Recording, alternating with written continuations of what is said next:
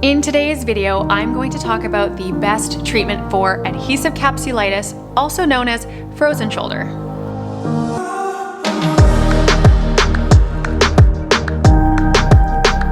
Hey guys, welcome back to my channel. I'm Jessica, an athletic therapist teaching you strategies and tools for living a healthier and happier life by staying injury and pain free. So if you're new here, consider subscribing. So most likely, if you clicked on this video, you have frozen shoulder. You've been diagnosed or assessed with it from your physician and therapist. And so today's video is really just to go through some of the exercises that are really beneficial for all three stages of frozen shoulder. But for those of you that are not familiar with frozen shoulder, what it is that we have a capsule that surrounds our shoulder joint, and when it gets inflamed or irritated, it creates kind of like a stiffening effect of the shoulder, and we lose a lot of the mobility and function of the shoulder joint, and it can cause a lot of pain and irritation and lose your daily ability to use that arm. And it can become frozen shoulder from two things usually, but it's still really unknown why this happens. But the first two are from a direct trauma, so a fall on the arm, or second from, say, a rotator cuff injury, and then over time that capsule starts to get inflamed and irritated and then starts to develop frozen shoulder. So the term adhesive capsulitis is essentially adhesions of the capsule, and the itis is that inflammation of that capsule. There are three stages of frozen shoulder. First is the freezing stage, then frozen, then thawing. The freezing stage is usually the acute stage, which is quite painful, and we start to progressively lose the mobility. So this stage can usually last from 3 to 8 months. Pain is usually worse at night, and abduction, so raising the arm out to the side, as well as external rotation, are usually the ones that we lose the most mobility. The frozen stage is the adhesive stage. This is where we lose most of the mobility.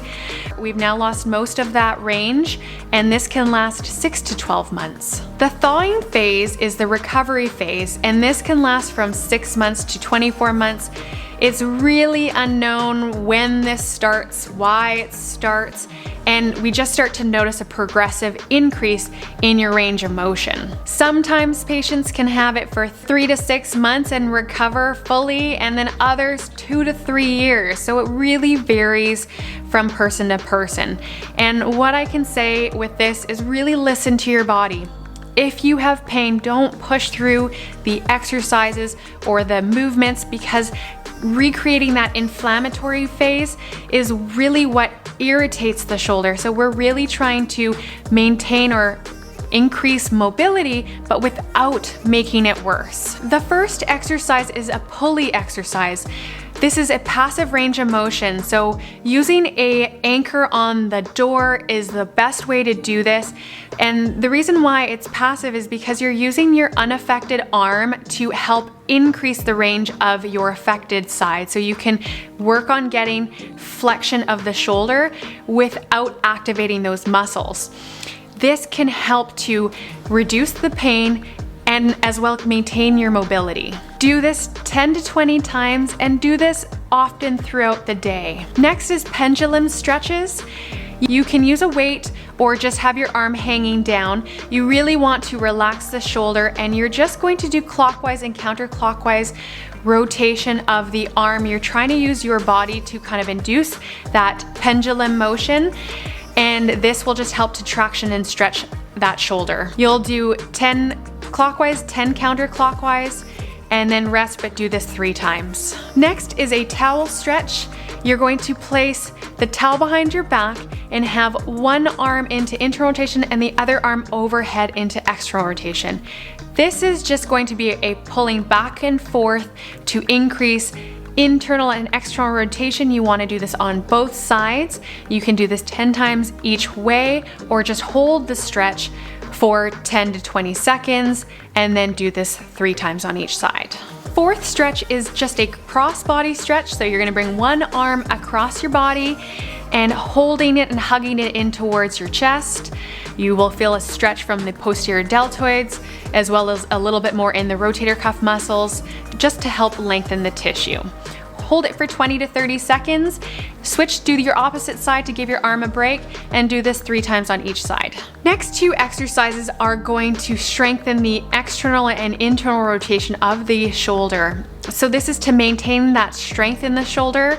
Just remember, if you feel pain, don't continue doing this one. Maybe use a lighter band, or you can go and do isometric exercises, which is just contracting the muscle in its static position without lengthening and shortening the muscle. But for this one, we're gonna do external rotation using a band. You're going to keep your elbows tucked in towards your body, pull your hands away from your body, squeeze the back of the shoulders, and then slowly control it back in. Do this one 10 to 20 times, nice and controlled, nice and slow, and then coming back in. Then we're gonna do internal rotation. So tying the TheraBand to the, say, maybe a doorknob, or looping it around a sock and throwing it through the door. That's my little trick. And then shutting the door, and then we're gonna do internal rotation where you're bringing your hand in towards your body, keeping the elbow against your body as well still, and slowly controlling it back, and doing this 10 to 20 times as well. 3 sets of each, and then we'll move on to the next one. Now we'll do rows, and this will help to strengthen the shoulders and rhomboids in the back, as well as your traps. So then you're gonna do this one with a TheraBand around your feet. You're holding on to the edge of the TheraBand, squeezing, bringing your elbows towards your body, squeezing the shoulder blades back and down, and then slowly extending the arms in front. Make sure that you do not allow your shoulders to rotate into internal rotation and allow the shoulders to traction forward. Make sure that you keep them back and down, and then do this 20 to 30 repetitions and 3 sets. And the last one's an exercise ball reach. So you need either a large stability ball, and you're going to kneel on the ground and have your hands on top of the ball. You're going to push the ball forward as you lean your body back, getting a stretch through the lats and underneath the shoulder blade, and then coming back up and pulling the ball towards you. This is going to help to lengthen those muscles underneath and give you a nice stretch through the back of the shoulders. Do this 10 to 20 repetitions of 3 sets. If you got value out of these exercises, hit that like button, as well as comment below and let me know if you have frozen shoulder, or if you think that you have frozen shoulder, and what you're doing currently to improve your recovery. If you're on your way to full recovery of frozen shoulder, I think you'll really enjoy this video I covered on rotator cuff strengthening exercises that will also help to prevent this from reoccurring in the future. So I'll link it above, as well as put it in the description below. Thank you guys for watching this video. Please like it if you liked it, subscribe if you're not already, and hit that bell to get notified when I post weekly videos. I'll catch you in the next one. Bye. Adhesive capsulitis, also known as help